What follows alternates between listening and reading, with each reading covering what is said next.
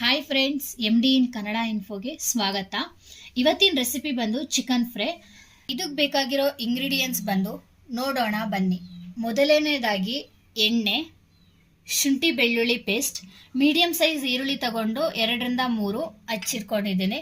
3-4 ಮೆಣಸಿನ್ಕಾಯಿ ತಗೊಂಡು ಹೆಚ್ಚಿಟ್ಕೊಂಡಿದ್ದೀನಿ. 1 ಟೊಮೊಟೊ, ಕೊತ್ತಂಬರಿ, ಅಚ್ಚ ಖಾರದ ಪುಡಿ, ಧನಿಯಾ ಪುಡಿ, ಗರಂ ಮಸಾಲ, ಅರಿಶಿನ, ಅರ್ಧ kg ಚಿಕನ್. ಆಲ್ರೆಡಿ ನಾನು ಪ್ಯಾನಲ್ನ ಇಟ್ಟು ಕಾಯಕ್ಕೆ ಇಟ್ಕೊಂಡಿದ್ದೆ. ಇವಾಗ ಪ್ಯಾನಲ್ ಕಾಯ್ದಿದೆ. ನಾನು ಇವಾಗ 2-3 ಟೇಬಲ್ ಸ್ಪೂನ್ ಆಯಿಲ್ನ ಹಾಕ್ತಾ ಇದ್ದೀನಿ.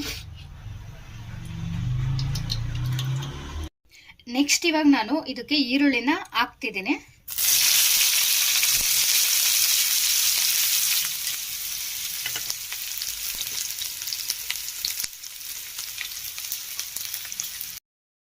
ನೋಡಿ,